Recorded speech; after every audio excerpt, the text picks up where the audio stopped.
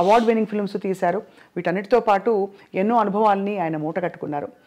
ఎంత సింపుల్గా ఉంటారో, ఎంత హంబుల్గా ఉంటారో వారిని చూసి ఆశ్చర్యం కలుగుతుంది. ఇవాళ మామూలుగా మాట్లాడే ఇతరత్ర అంశాల కంటే కూడా వారి మనసులో ఏముందో వెలికి తీసే ప్రయత్నం ఇవాళ కార్యక్రమం. సార్ నమస్కారం. చాలా ఓపిక ఎక్కువ సార్ మీకు. హాయిగా ఈ ఇంటర్వ్యూ వల్ల మీకు ఏం వస్తుందో తెలీదు, కానీ మాకు సమయం ఇచ్చి అంత ఆత్మీయంగా you let us come into your personal space. Thank you so much. Sir, how are you doing? ఎలా ఉన్నారు? Good, ma, very good. So we're reminiscing. వస్తూ మీ సినిమాల జాబితా అంతా కూడా ఇంకోసారి గుర్తు చేసుకుందామని తీస్తూ వచ్చాను. చాలా గ్లోరియస్ అండ్ వెరీ సంక్షిప్తంగా ఉన్నా కూడా మీ యాక్చువల్ నంబర్ ఆఫ్ ఫిల్మ్స్ చూస్తే చిన్న లిస్ట్ కనిపించినా కూడా ఐ థింక్ చాలా ఇంపాక్ట్ఫుల్ ఫిల్మ్స్ అని అనిపించింది sir as a film lover. ఇప్పుడు ఏంటి సార్ మరి what is your primary occupation ఇప్పుడు? ఏం లేదమ్మా, ఫస్ట్ ఈజ్ రైట్ నో ఏం లేదు, ఖాళీగా ఏదో అట్లా టైం పాస్ చేయటం. మీరు ప్రొడ్యూసర్గా మొదలుపెట్టినప్పుడు మీ జర్నీని ఇలాంటి సినిమాలే తీస్తానని అనుకున్న రోజులు ఉన్నాయా, లేక మీరు అలా నాన్నగారి ప్రవేశం ఉంది కాబట్టి అలా కంటిన్యూ అవుతూ వచ్చేసారా? లేదు, నేను నాన్నగారితో పాటు అసలు ఎప్పుడు ప్రయాణం చేయాలి. ఆయనకి మనకు అంటే దూరమని కాదు, నేను ఉద్యోగం చేసుకుంటామండి ఇరిగేషన్ డిపార్ట్మెంట్లో. అవును, సివిల్ ఇంజనీర్గా. సో బట్ నాకు సినిమాలంటే పిచ్చి. సినిమాలు చూడటం పిచ్చి, తీయటం పిచ్చి కాదు. సినిమాలు చూడటం బాగా పిచ్చి. రెండు మూడు సినిమాలు చూసాను రోజు. సో ఈ కొంచెం డిఫరెంట్ కథలు, వీళ్ళందరూ రాఘవేంద్రరావు గారు, దాసనారాయణ గారు, వీళ్ళందరూ కూడా కథలు నన్ను అడుగుతుంటారు. అంటే అన్ని లాంగ్వేజెస్ సినిమాలు చూసేవాడిని నేను.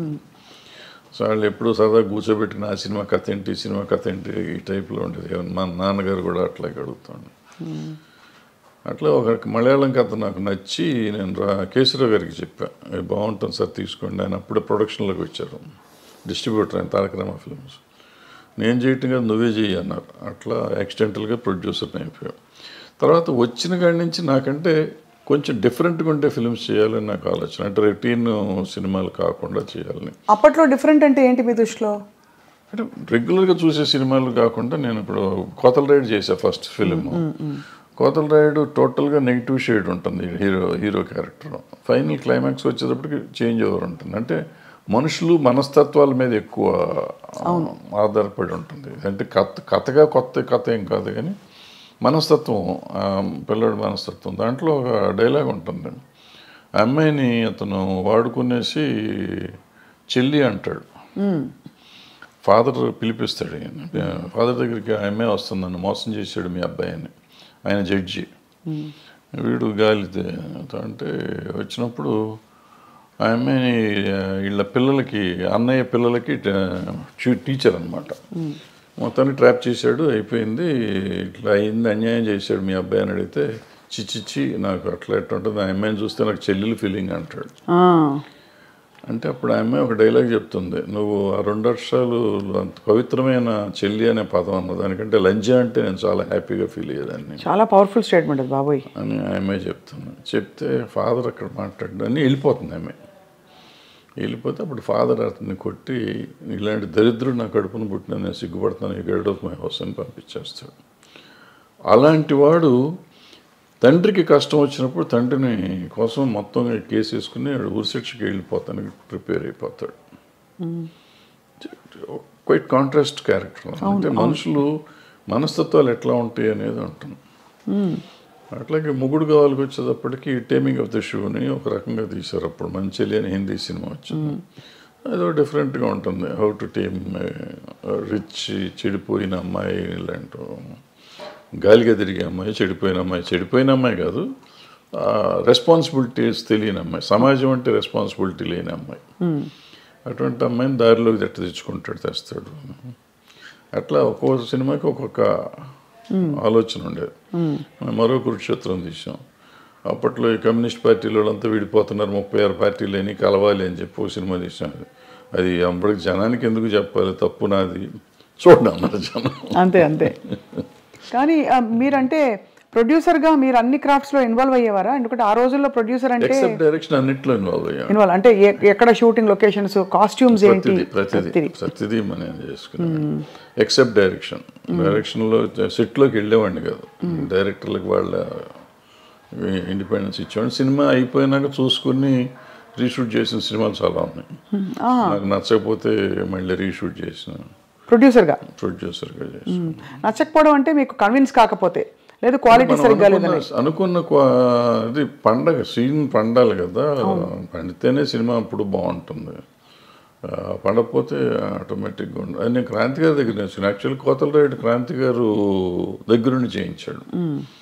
మేము ఇక్కడే చేసాం, మన ముషిరాబాద్ జైల్లో తీసాం సీన్ మొత్తం. అందరిని పెట్టి తీసినాక అంతా చూస్తుంటే అక్కడ చాలా ఇంపార్టెంట్ సీన్. అతను జైల్లో ఉంటాడు, వీళ్ళందరూ వెళ్ళి నువ్వు చేయలేదని, నువ్వు మర్డర్ చేయలేదు, అతను మర్డర్ నేనే చేశాను తండ్రిని కాపాడతానికి. తండ్రి జడ్జి వీడు ఎట్ట గాలి, నా మీద నేను జైలుకి వెళ్ళినా చచ్చిపోయినా ఎవరు పట్టించుకోరు, బట్ నాన్న సమాజానికి కావాలి కాబట్టి నాన్న ఉండాలి, నేను చచ్చిపోతాను అంటాడు.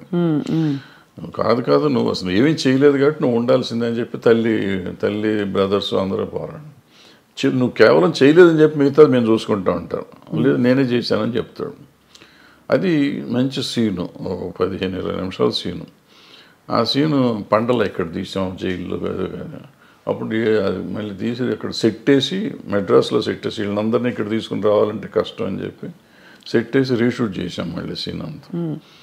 అట్లా మొగుడు కావాలో ఏదో నాకు నచ్చలేదంటే బ్రదర్స్ ఇద్దరు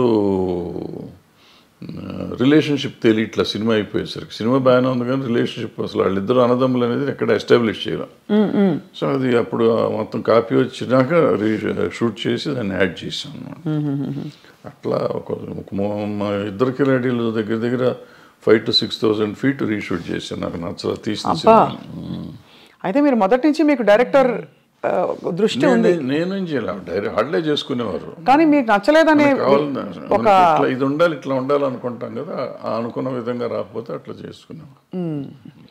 కాస్టింగ్లో సార్ మీరు చాలా మందికి డైరెక్టర్గా అవకాశం ఇచ్చి ప్రవేశపెట్టారు. ఏంటి what would you look for ఒక హీరోయిన్ని తీసుకోవాలంటే ఆ రోజుల్లో? అంటే ఆ రోజుల్లో స్టాండర్డ్స్ ఎలా ఉండేవని? స్టాండర్డ్స్ ఏం లేవమ్మా, బట్ మన కంటికి నచ్చింది అంతే. మొగుడు నాకు అప్పట్లో ఈ ఆడపిల్లలని సరిగ్గా చూసేవాడిని. ఇట్లా వచ్చి అమ్మాయి వచ్చిందంటే కూర్చుని బాగుంది, ఫోటోలు తీసుకుని చూసి బాగుంది పంపించేసి ఓకే అని. వైజాగ్ వెళ్ళిన మొగుడు మన్మథ సామ్రాజ్యం సినిమాకి వెళ్ళి అమ్మాయిని ఫస్ట్ షాట్ పెళ్ళి సీన్ అనమాట. పెళ్లి కూతురుని చేశారు, పెళ్లి మండపం వేసి ఉంది. అమ్మాయి వచ్చింది, కెమెరామ్యాన్ పెద్ద గావు కేకేసాడు. ఏంట్రా అంటే అమ్మాయికి మెలకన్ను. ఏం చేయాలి అప్పుడు వైజాగ్ ఆర్టిస్టులు దొరకరు, అక్కడ మారుస్తానికి లేదు, రాత్రి ఫస్ట్ డే షూటింగ్ అది పైగా. సరే అందులో అమ్మాయిని కొత్త అమ్మాయిని తీసుకున్నాం. అమ్మాయిని డిసప్పాయింట్ చేసిన తర్వాత అమ్మాయి ఆపరేట్ చేయించింది. తర్వాత అప్పుడేం చేశానంటే అప్పుడు అనుకోకుండా ఎందుకో నేను బాంబేలో కొన్నాను కాస్ట్యూమ్స్, నేనే వెళ్ళి కొనుక్కొచ్చాను కాస్ట్యూమ్స్. ఆ కళ్ళజోళ్ళు తెచ్చా అక్కడి నుంచి. ఆ సీన్ ఒకదానికి ఆమె మిగతా అంతా గాగుల్స్ ఉంటాయి, పెద్ద గాగుల్స్ 1 డజన్ తెచ్చాను. అవన్నీ ఆ సినిమాలో వాడేసాను. సో ఇక కళ్ళు కనప్పుడు సరిపోయి తర్వాత ఆమె ఆపరేట్ చేయించుకున్నాను. సో అట్లా వెళ్తూ ఉందన్నమాట. ఒకటి చేసుకుంటూ వచ్చేవాడు. అప్పుడు చిరంజీవి గారితో మీరు వర్క్ చేశారు. ఆ తర్వాత ఎక్కువ ఆయనతో మళ్ళీ అలాంటి జర్నీ మీకు కుదరలేదా? లేక అలాంటి కథలు పడలేదా మీకు? ఎవరైనా ఒక టాప్ స్టార్తో వర్క్ చేద్దాం కృష్ణ గారితో చేసాం, తర్వాత కృష్ణ గారితో చేసాను తప్ప పెద్దవాడి తర్వాత చేయలేను. అంటే నేను చేసిన వాళ్ళంతా అప్కమింగ్ ఆర్టిస్టులు చేసాం. చిరంజీవి కానీ, భానుచంద్ర కానీ, సుమన్ కానీ, శ్రీకాంత్ కానీ, చక్రవర్తి కానీ, అందరూ అప్కమింగ్. కృష్ణ గారు ఒక్కళ్ళే అప్పటికే ఎస్టాబ్లిష్డ్. ఆయన దగ్గర 300 సినిమాలు, 293వ సినిమా నేను చేసాను. సో ఆయన ఒక్కడితో నేను చేసిన, మిగిలిన మీకు ఎక్కువ సక్సెస్ ప్రొడ్యూసర్గా వచ్చిందా సార్, డైరెక్టర్గా వచ్చిందంటారా మీ దృష్టిలో? బికాస్ ప్రొడ్యూసర్గా మీరు మంచి సూపర్ హిట్లు కొట్టారు. అంటే నాకు పెద్దగా రెండిట్లోనూ రాలేదు నిజం చెప్పాలంటే. ప్రొడ్యూసర్గా మొదటి 2 సినిమాలు హిట్లు ఇచ్చాను, బాగా హిట్ ఇచ్చారు. కోతల రైడు, మొగుడు. డబ్బులు బాగా వచ్చాయి సార్? అప్పట్లో ఏమొచ్చి ఏం లేదు. సిల్వర్ జూబ్లీ ఆడితే నాకు గుంటూరులో సిల్వర్ జూబ్లీ ఆడితే 1,25,000 1,10,000 వచ్చింది షేర్ అంతే. అంటే ఇప్పటి లెక్కలో చూసుకుంటే మాక్సిమం 10 కోట్లు ఉంటుందా? ఇప్పుడే ఉంటుంది మరి. అంటే బడ్జెట్ కూడా అంతే పెరుగుతుంది కదా. మరి 10 లక్షల సినిమా అది. సినిమా అంతా 10 లక్షలే. 10 లక్షలేగా అప్పుడు. 1978 79 80 80లో మీకు 10 లక్షల బడ్జెట్తో మీరు సినిమా తీశారు. ఇప్పుడు ఒక 2 సీన్ల ఆర్టిస్ట్ని పిలవాలంటే 10 లక్షల కాల్ షీట్, అంతే కదా సార్? అలా మారిపోయాయి స్టాండర్డ్స్, ప్రొడక్షన్ బడ్జెట్స్ మారిపోయింది. రూపీ వాల్యూ కూడా పడిపోయింది కదా, రూపీ వాల్యూ లేదు. మీరు రీమేక్ చేసిన ఫిల్మ్ బాజీగర్. బాజీగర్ వేటగాడుగా రీమేక్ అయినప్పుడు అంత సూపర్ హిట్ అయిన సినిమా ఎందుకు తెలుగులో అది జనానికి మనస్కరించలేదు? ఆ నెగిటివ్ షేడ్ ఉండే అలాంటి క్యారెక్టర్ని యాక్సెప్ట్ చేయలేదంటారా? అయ్యి ఉంటుంది, ఎందుకంటే రాజశేఖర్కి చాలా మంచి ఇమేజ్ ఉండేది. అతనికి కొంచెం స్ట్రిక్ట్ పోలీస్ ఆఫీసర్గా కానీ, లేకపోతే సమాజానికి పనికొచ్చే క్యారెక్టర్స్ చేసే క్యారెక్టర్ ఉంది. అతను మనసు పడ్డాడు వచ్చాడు అనుకోండి, కానీ అందుకు నచ్చలేదు, మళ్ళీ లేట్ అయిందో, ఏదో సంథింగ్ మన టైం బాగోలేదు, లేకపోతే నేను బాగా తీయలేదు, డైరెక్టర్గా నేను పెర్ఫామ్ చేయలేదు, ఏదైనా అయి ఉండొచ్చు. దానిలో డబ్బులు కూడా చాలా పెట్టారు కదా సార్ మీరు, కొంత డబ్బులు అందులో పోగొట్టుకున్నారని అంటుంటారు. అయిపోయిన కథ కదా, అయిపోయిన కథలో సార్. కానీ బాధేస్తుంది ఎప్పుడైనా మీరు తలుచుకున్నప్పుడు, బికాజ్ ఇప్పుడు నాకే ఇప్పుడు ఫర్ ఎగ్జాంపుల్ మా స్థాయిలో మాకు ఒక షో సరిగ్గా రాలేదంటే అయ్యో ఇంకా బాగా చేయాల్సింది, అది వర్కౌట్ అవ్వలేదు. ప్రతి వాళ్ళకి వాళ్ళ ప్రొఫెషన్లో ఉంటుంది కదా sir. What was it that was మీకు? అంటే ఇట్ వాజ్ వెరీ డిప్రెసింగ్, ఎందుకంటే what ever I last complete. నా కెరియర్ మొత్తం పోయింది, మొత్తం కెరియర్ టర్న్ అయిపోయింది. అప్పటి వరకు మోస్ట్ సక్సెస్ఫుల్గా ఇండస్ట్రీలో ఉన్నవాడిని టోటల్గా ఆ రోజు నుంచి ఈ రోజు వరకు I could not cope up నిజంగా చెప్పాలంటే. అదర్వైజ్ నేను ఏదో వేరే ఈ ఫెడరేషన్లు, జనము, సినిమా ఇండస్ట్రీ వాటి వరకు పర్వాలేదు, కానీ as a producer or director I could not revive my self. తర్వాత పచ్చని సంసారం ఇవన్నీ వచ్చినాయి పర్లేదు, కానీ బట్ ఏదైనా కానీ ఆ రివైవల్ లేదు. దాంతో డెఫినెట్గా అదే it was one of those things. So తలుచుకుంటే మీకు అదే నేను ఎందుకున్నాను ఇండస్ట్రీలో అంటే మీకు ఒక వర్కౌట్ కాకపోయినా మీరు కొనసాగించడానికి కారణం లవ్ ఫర్ ద క్రాఫ్ట్ అని అనుకోవాలా? ఐ డోంట్ సే దట్ అంత అన్ని అబద్ధం అని, కానీ but peoples love rather more than my love for the craft. Majority of the people love me ఇండస్ట్రీలో సార్, బయట సినిమా ఇండస్ట్రీలో for so many other reasons. వదిలేసేద్దాం ఇది సినిమా గినిమా అనేది, కానీ so many other reasons they feel as if ఏదో నేను మా అన్నయ్య ఉన్నాడు అనే ఫీలింగ్ వాళ్ళు ఉంటారు. వాళ్ళు అట్లాగే చూసుకుంటారు నన్ను. సో వాళ్ళని వదిలిపెట్టి వెళ్ళే పరిస్థితి కనపడలేదు ఇప్పుడు ఈరోజు కూడా. సార్ మీరు అంటే మీకు చాలా కమ్యూనిస్ట్ నేపథ్యం ఉండడం అవన్నీ తెలుసు, కానీ ఎక్కడా కూడా మీకు ఆ నేపథ్యం మామూలు విప్లవం అని సినిమాలో కనిపించదు. మీ సినిమా కమర్షియల్ ఫార్ములా, కథలు, అవసరమైతే దేవుడి ఫోటోలు, అలాంటివన్నీ అన్నీ ఉన్నాయి. ఇప్పుడు నారాయణమూర్తి గారు చూస్తే ఆయన ఎర్రజెండ సినిమాలన్నీ, అలా భరద్వాజ్ గారి సినిమాలు అంటే అన్ని రకాల సాంఘిక సామాజిక కథలు ఉంటాయి అది. సో మీ జర్నీ కంటిన్యూయేషన్లో మీకు చాలా మంచి పేరు తెచ్చిన సినిమా స్వర్ణక్, ఆఫ్ కోర్స్, పోతే పోని, ఇవన్నీ. అంతకుముందు అలజడి ఆల్సో. అవును, 2000 సంవత్సరం సార్ అది 99-2000లో వచ్చి అలజడి. So what was your most beautiful memory? పచ్చని సంసారం ఒకటి ఉంది కదా. పచ్చని సంసారం తర్వాత పచ్చని కాపురం కదా. పచ్చని సంసారం తర్వాత రౌడీ అనేది కృష్ణ గారితో. పచ్చని కాపురం తీయలేదు సార్ మీరు? పచ్చని సంసారం, అవును, కృష్ణ గారితో రౌడీ పెద్ద హిట్, అది చాలా పెద్ద హిట్. తర్వాత రౌడీ అనేది కూడా బాగా ఆడింది. కృష్ణ గారితో ఎలా ఉండేది సార్ మీ అనుబంధం? బికాజ్ బాగా క్లోజ్, సూపర్ స్టార్ కృష్ణ గారు. బాగుంటుంది. ఈ రోజుకి ఇంకా ఇవాళ కూడా వాళ్ళ ఆఫీస్లోనే కూర్చున్నాం కదా. ఫ్యామిలీతో చాలా బాగుంది.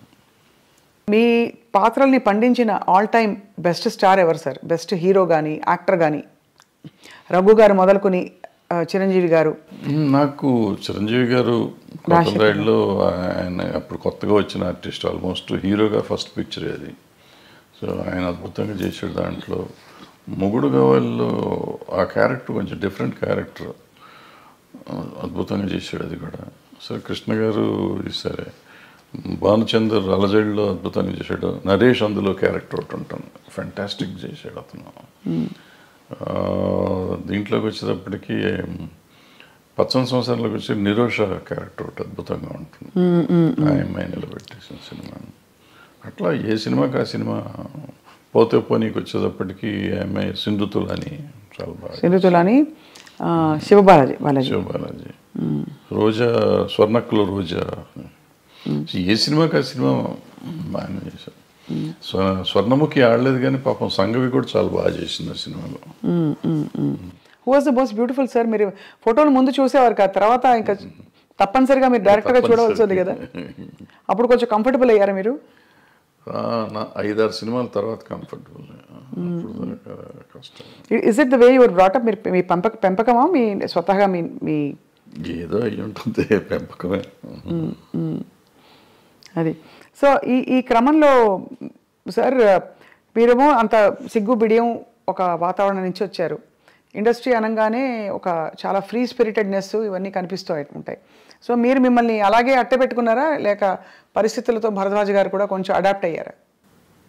లేదు, చాలా తక్కువ. ప్రాబ్లీ 25% అడాప్ట్ అయ్యి ఉంటాను, నాట్ 75%, 25%. టు సమ్ ఎక్స్టెంట్ కొన్ని అడాప్ట్ అవ్వకపోతే బాగా సర్వైవ్ అవ్వలేం కదా. అవునవునవును. Like what sir? For example అంటే కొంచెం సోషల్గా ఉండడం, సోషల్గా ఉంటాం అంతవరకు. అది కూడా నేను పార్టీ బర్డ్ని కాదు, నేను బయటికి వెళ్ళను. ఎక్కడికి వెళ్ళరా సార్? ఫంక్షన్స్ అయ్యేవా ఆ రోజుల్లో? సినిమా ఫంక్షన్స్ ఎక్కువ? ఫంక్షన్స్ అంటే మాకు అప్పుడు ఆడియో ఫంక్షన్స్ అటువంటి, లేకపోతే సినిమా ఓపెనింగ్లు అట్లా ఉండే, అంతే తప్ప వేరే ఉండే. ఈవినింగ్ పార్టీస్ అయితే లేదు ఎప్పుడు? నెవర్. సార్ ఇప్పుడు చాలామంది సినిమా ఇండస్ట్రీ నుంచి సీనియర్స్ అయిపోయిన వాళ్ళందరూ, లేదు ఇంకా సినిమాలు అయిపోయిన డైరెక్టర్లు బయట వచ్చి భాష్యం చెప్తున్నారు. అప్పట్లో వాళ్ళతో వీళ్ళు వాళ్ళతో అని. ఇప్పుడు మనకి నేను పేర్లు చెప్పను, బట్ మీకు అర్థమైపోయి ఉంటుంది ఎవరి గురించి మాట్లాడతారో. వాళ్ళు చాలా అంటే ఆల్మోస్ట్ ఎపిసోడిక్గా చెప్తున్నారు, ఇలా ఏది ఆ రోజు ఇలా ఏదని. వ్యక్తిగత జీవితాల గురించి కూడా కామెంట్ చేస్తున్నారు. అంటే ప్రతి మనిషికి వ్యక్తిగతం ఉంటుందమ్మా. ఇప్పుడు ఇట్లా ఉంటే ఇట్లాగే ఉండేవారు, ఇట్లా ఉండేవారు నీకు అది వ్యక్తిగతంగా రకరకాలుగా ఉంటారు మనుషులు.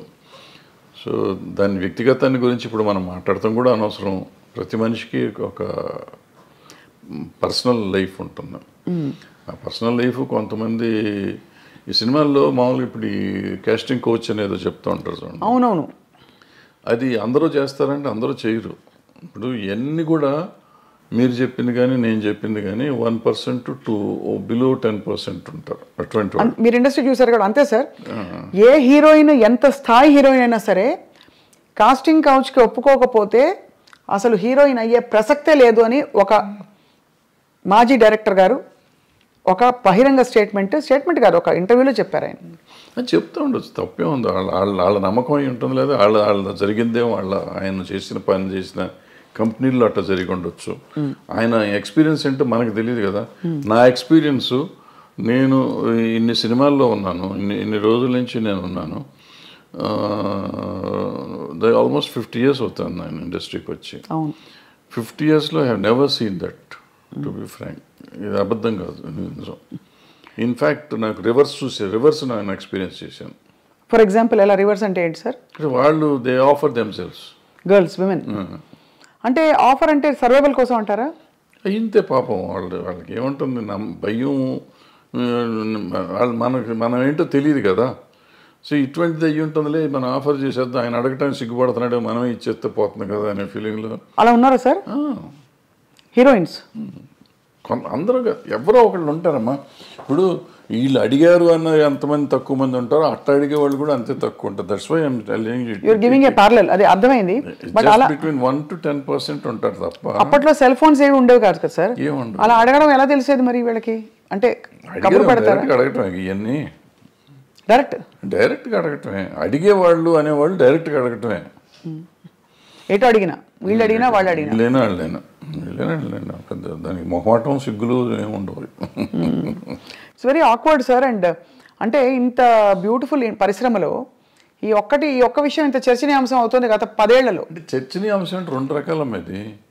ఇప్పుడు పిచ్చి ముందా పెళ్లి ముందా అంటే ఇప్పుడు ఇద్దరికి ఇష్టమైతే ఇప్పుడు అడగగానే లొంగిపోతారు అనేది కూడా నేను నమ్మను. అన్లెస్ వాళ్ళకి ఒక అవసరం, నేను దీంట్లో సర్వైవ్ అవ్వాలంటే ఇది అయితేనే అవుతుంది అనుకుంటే లొంగొచ్చు. లేదంటే ఎందుకు లొంగుతారు వాళ్ళు? అలాంటి ఏమంటారు మ్యూచువల్ బెనిఫిట్ కోసం జరిగితే జరగాలి తప్ప నేనేదో ప్రతి వాళ్ళు ఇట్లా చేస్తారంటే జరిగేది కాదు. మీరు ఎప్పుడైనా ఇబ్బంది పడే సందర్భాలు ఉన్నాయా సార్? ఎట్లా అంటే డైరెక్ట్లీ ఆర్ ఇండైరెక్ట్లీ మీకు ఒక కబురు పెట్టి మీ హీరోయిన్స్ వండుకుంటే సార్ ఒకటి అరా ఉంటాయి అంతే కాదు కానీ ఒకటి. అంటే అందరూ అలా వచ్చి ఉంటారు కదా, మీరు చెప్పారు కాబట్టి ఐఎమ్ ఆస్కింగ్. సో చాలా మంది చాలా జెంటిల్, చాలా మర్యాదగా సొంత పిల్లల్లాగా. నాకు ఆడపిల్లలే 3. సో వాళ్ళంతా మన ఇంటికి వచ్చి ఇంట్లో ఆడపిల్లలాగానే ఉండేవారు తప్ప ఎవరు ఒకటి అరా 20 ఉన్నా కానీ పెద్ద విషయం. ఇవన్నీ అంటే ఇది ఇప్పుడు లేటెస్ట్గా మీరు కూడా మొన్న ఆఫ్ రికార్డ్ చాలా విషయాలు మీరు మాట్లాడినప్పుడు ఎక్స్ప్లెయిన్ చేసి చెప్పారు సార్. అదే ఈ జానీ మాస్టర్ ఇష్యూ తెరపైకి వచ్చినప్పుడు కూడా ఈ కమిటీలు వేయడం, వీటిని పరిష్కరించే దిశగా కమిటీల్లో ఉండేవాళ్ళు ఎవరు కూడా దిగొచ్చిన ఎవరు అంటే ఇట్స్ నాట్ సో ఈజీ కదా సార్. ఇవి హ్యూమన్ రిలేషన్షిప్స్ చాలా కాంప్లెక్స్గా ఉంటాయి. మీరు అన్నట్టు ఒక టైంలో ఇష్టం ఉండొచ్చు, ఒక టైంలో కాంప్రమైజ్ అవ్వచ్చు, ఒక టైంలో అది చెడుగా కనిపించవచ్చు, రకరకాలు ఉంటాయి, తప్పించుకోలేని పరిస్థితులు ఉండొచ్చు. ఏమిటవుతుంది sir? What you think is? అంటే ఇప్పుడు మీకు గతంలో మొదటి నుంచి కూడా చరిత్ర అనుకోండి, ఇతిహాసాలు తీసుకోండి, పురాణాలు తీసుకోండి. ఆయన వాల్మీకి గారు దొంగ, ఆయన తర్వాత మంచివాడు అయిపోయాడు. సో ఇట్లా మనుషుల్లో మార్పులు చాలా వస్తూ ఉంటాయి. మారిన ఇప్పుడు నేను మారిపోయాను, గతంలో తప్పు చేశాను నేను, ఇప్పుడు నేను మారిపోయి ఉంటే నువ్వు తప్పు చేసావు అంటే దానికి అర్థం లేదు కదా. సో నువ్వు గతంలో నువ్వు దుర్మార్గుడు కాబట్టి ఇప్పుడు ఏం చెప్తావంటే ఇప్పుడు నేను మారిపోయాను, నేను సన్యాసిని అయిపోయా. బుద్ధుడు అంతకు ముందు రాజు, అశోకుడు అంతకు ముందు రాజు, వీళ్ళిద్దరూ బౌద్ధ మతానికి వచ్చినాక వాళ్ళు ఏమి చేయలే. బుద్ధుడు దేవుడు కాదంటావా? అంతే కదా సార్. సో మరి ఏ కాంటెక్స్లో చెప్తున్నారు అది? అంటే తప్పులు జరుగుతున్నాయి కానీ ఎట్లా ఉంటుందంటే నేను విక్టిమ్ని అనుకోమ్మా, విక్టిమ్ కానీ లేకపోతే నా మీద ఎలిగేషన్ వచ్చింది అనుకోమ్మా. సో నాకు కడుపు రగిలిపోతూ ఉంటుంది. అంటే ఇది ఎట్లా ఉంటుందంటే దీంట్లో ఇప్పుడు వస్తున్న ఇష్యూస్ అన్నీ ఏంటంటే ఇప్పుడు ఇద్దరు మ్యూచువల్గా ఒకళ్ళకొకళ్ళు ఇష్టపడతారు. అప్పుడు కూడా కదా సార్, ఎప్పుడైనా కానీ ఇష్టపడతామో లేకపోతే సరెండర్ అవటమో ఏదైనా అనుకోండి. సరెండర్ అయినా కానీ తర్వాత కలిసి ఉన్నారుగా. అవును, నాతో సరెండర్ అయిపోయినాక ఇద్దరు కొంతకాలం కలిసి ఉన్నాం. ఇప్పుడు సరెండర్ అయిన వాళ్ళు నా మీద కేసు పెడతాం మొదలెడతాను. అయితే సరెండర్ అయ్యి కొంతకాలం అయిపోయినాక నేనంటే వాళ్ళకన్నా మొఖం మొత్తి ఉండొచ్చు, నాకు వాళ్ళ మీదన్నా మొఖం మొత్తి ఉండొచ్చు. అది ఎవరికైనా ఎప్పుడైనా జరగచ్చు. వాళ్ళు నాకు బయటికి వెళ్తా అంటే వదిలిపెట్ట బుద్ధి ఇదిగా ఒకరికొకరు మ్యూచువల్గా వదిలిపెట్టపోయినప్పుడు ఈ కేసులు గట్టలు కథలు వస్తాయి. అప్పుడు నువ్వు ఎట్లా మొన్నటిదాకా బాగానే ఉన్నావు కదా, ఇప్పుడు నేను అవసరం తీరిందని వచ్చావా అని ఒకళ్ళు ఈ రకంగా ఉంటాయి. న్యాచురల్ ఇది హ్యూమన్ సైకాలజీ, ఇది దాన్ని పట్టుకుని మనం మాట్లాడతాం కదా. ఇక్కడ ఏంటంటే నో మీన్స్ నో మీద మాట్లాడాలి మనం. ఇప్పుడున్న కొత్త సిస్టమ్, ఒకప్పుడు అది వేరు. ఇప్పుడు శీలం అనేది ఒకప్పుడు పవిత్రమైనదిగా మాట్లాడుకునేవాళ్ళం. ఇప్పుడు ఎంతమందికి శీలం సరిగ్గా ఉంది అంటే చాలా డౌట్లు ఉన్నాయి. అంటే శీలాన్ని శీలంగా చూస్తున్నామా లేదా అనేది పాయింట్. అంటే ఇదివరకు it was a big taboo, అంటే ఇప్పుడు కాదు, అది ఇప్పుడు మోర్ నార్మలైజ్ అయిపోయింది. సో ఇప్పుడు దానికి ఏమవుతుంది ఆటోమేటిక్గా నీకు ఇష్టం లేనప్పుడు అవుతుంది. రోజు మనకి రిలేషన్షిప్లో ఉంటున్నాం, మనం రిలేషన్షిప్లో ఉన్నామని మనం ఫేస్బుక్లో పెట్టుకుంటున్నాం, ఇన్స్టాగ్రామ్లో పెట్టుకుంటున్నాం, అన్ని చోట్ల పెట్టేసుకుంటున్నాం. నెక్స్ట్ డే ఇప్పుడు బ్రేకప్ అయిపోయామని మనం పెట్టుకుంటున్నాం. సో మనమే అనౌన్స్ చేసుకుంటాం వాట్ ఈస్ హ్యాపెనింగ్. అవును, ఆ తర్వాత మనకే కోపం వస్తే వాళ్ళ మీద కేసు పెడుతున్నాం. ఇది ఇప్పుడు దానికి ఎవరు బాధ్యులు అంటే కలిసి ఉన్నారు కదా. ఇప్పుడు ఏం పోయే కాలం ఏం తీపరం వచ్చింది మీకు అంటారు అమ్మమ్మ భాషలో మాట్లాడాలంటే. తీపరం లేదు, తాపరం లేదు. ఇది ఏంటంటే నాకు ఇష్టం లేదు, నువ్వు రావద్దని రావకూడదు, అంతే, సింపుల్. సో అక్కడ నుంచి ఆ వైరం వల్ల వచ్చే కేసులు అంటారు ఇది. కానీ జెన్యున్గా ఆడపిల్లలకి రక్షణ లేదని హేమా కమిటీ రిపోర్ట్ని కూడా మీరు ఆమోదించపోరు. ఎందుకు డెఫినెట్గా ఉందమ్మా, డెఫినెట్. ఇప్పుడు ఒక అమ్మాయి వచ్చింది పాపం, ఎవరో ఒక అమ్మాయి ఆశగా సినిమాల్లోకి చేద్దామని వచ్చింది. వచ్చిన అమ్మాయిని నువ్వు నాకు ఏదన్నా ఇది ఇస్తేనే నేను ఉద్యోగం ఇస్తాను, వేషం కానీ పని కానీ ఇస్తాను అనేది దుర్మార్గమే కదా. హేమ కమిటీ రిపోర్ట్లో కానీ ఎక్కడైనా కానీ ఈవెన్ పాక్సో దీంట్లో కానీ అదే చెప్తాను. నువ్వు అడగటం కూడా తప్పు. అడిగినాక లొంగి నువ్వు ఆ అమ్మాయికి పని ఇచ్చేసినా కూడా, ఎదురు పని ఇచ్చేసినా కూడా లొంగ తీసుకోవటం తప్పే. కాబట్టి ఏ రోజు తెలిసినా కానీ నా మీద నేను శిక్షార్హుడిని.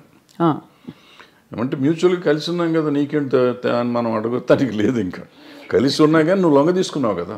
అవును, ఇప్పుడు మరి జానీ మాస్టర్ ఇష్యూలో ఏమై ఉంటుంది సార్? అది దాన్ని నేను మాట్లాడకూడదు. మీరు మాట్లాడకూడదు కాబట్టి ఓకే ఫైన్, అడగం సార్. మేము కూడా కమిటీని కోర్టుని కంప్లీట్గా గౌరవిస్తూ అంటే దీనికి బేస్